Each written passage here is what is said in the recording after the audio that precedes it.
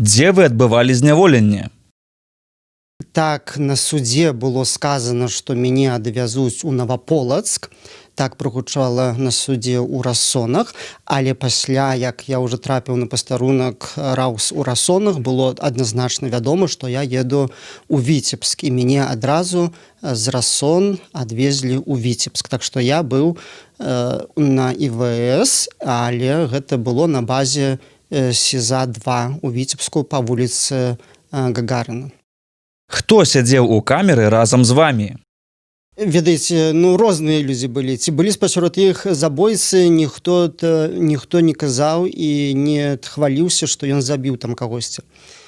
Не удакладняў я, ці былі там забойцы, але лёсы тых людзей, которых я там бачыў, яны розныя былі. І пакаранне, безумоўна, той, хто там быў, то яны мелі адміністратыўныя пакаранні з прычыны, але ў іх жыццёвы вопыт быў значна большы, чым у мяне. Ведаеце, розныя былі. Былі і тыя, которые там патрапілі за тыя ж краты, былі разам са мной, сядзелі, которые, хтосьці выпіў на вакзале алкаголю, атрымаў 3 сутак.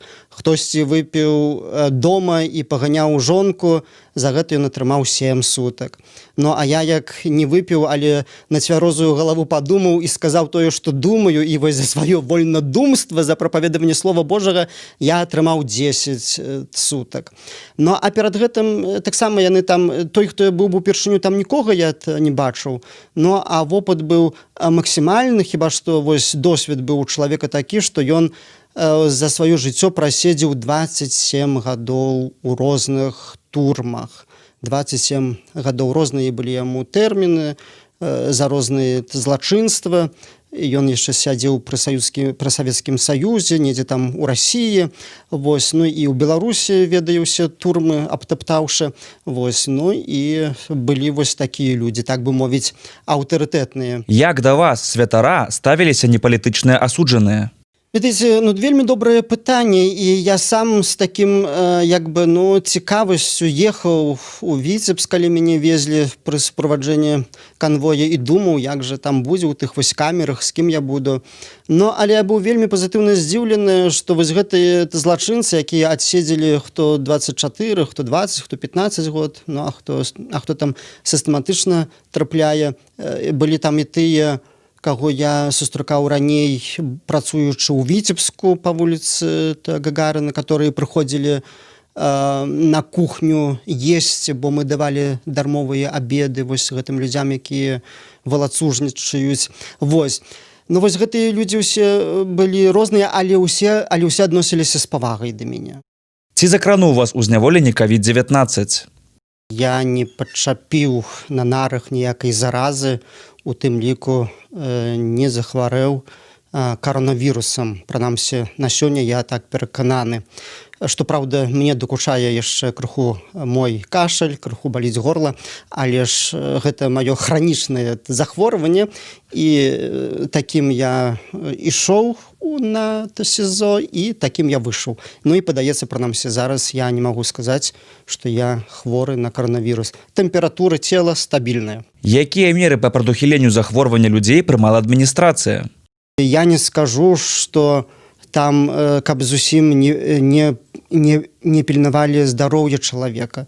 Па-першае, як я толькі трапіў, мне адразу тэмпературу цела праверылі, і я спадзяюся, што так рабілі ўсім. Прынамсі, тыя сукамернікі, з якімі я спатыкаўся падчас майго побыту у турме, у гэтым СІЗА,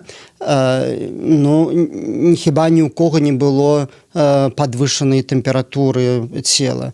Не было такого, каб яе правяралі кожны дзень і сказаць адназначна, ці там былі хворыя на каронавірус ці не, але тым не менш не было тых, которые б скардзіліся на стан здароўя ў сувязі з тым, што тэмпература цела падвышаныя, не было тых, которые там кашлялі вось такім чынам. Конечно, былі людзі з бранхітам, былі розныя з хранічнымі захворваннямі, розныя хваробы людзі мелі, но але каб на каранавірус, то я не ведаю, прынамсі, ну і падаецца з таго, што я як выйшаў, ну, то мне падаецца, што там было цалкам бяспечна.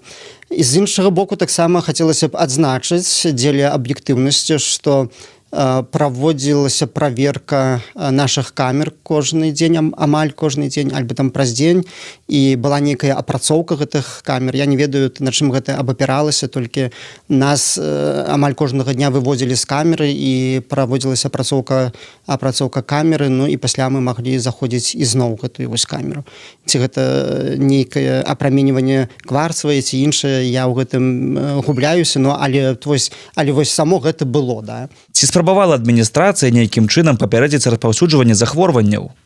Так, патрабаванне масак праяўлялася такім чынам, што калі прыходзілі з паверкай і раніцай і ўвечары, то ў той час абавязкова трэба было быць у масцы. Калі дзверы ў камеру адчыняліся, то трэба было закласці маску. З камеры выводзяць цябе кудысьці, трэба у масцы абавязкова. Но але ж калі мы сядзелі ў камеры, то натуральна сядзелі без масак.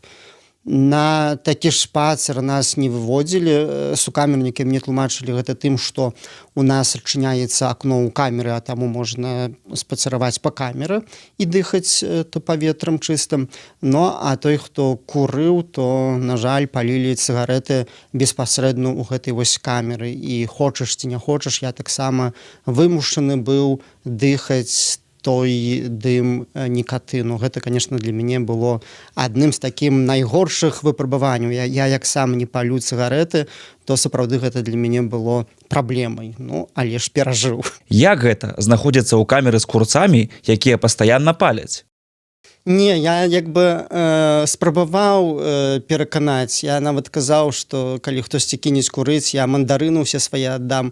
Но але неяк, хіба што я быў не пераканаўчы. Но а больш затое ў нейкай ступені я сам вінаваты, што сукамернікі палілі цыгарэты, таму што быў той момант, калі я ўвайшоў гэтую камеру, я быў упершыню пад такім уражаннем увогуле я прабываў на гэтай зоне.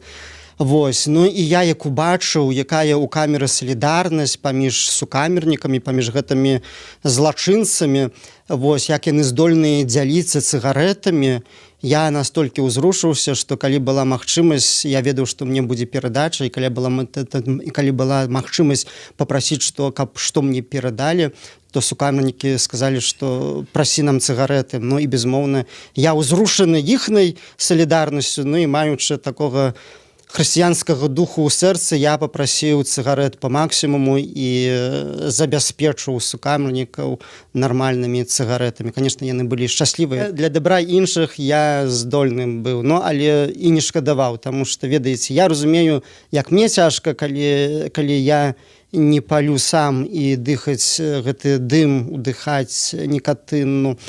Але як жа цяжка тым, хто мае такое прызвычаенне паліць, і калі вось адабраць у іх апошнюю гэтую радасць, то гэта сапраўды праблемна. Ну і я ўсё ж такі палічыў, што можна крыху для дабра 7 чалавек пацярпець крыху аднаму. Ну, такая пазіцыя ў мяне.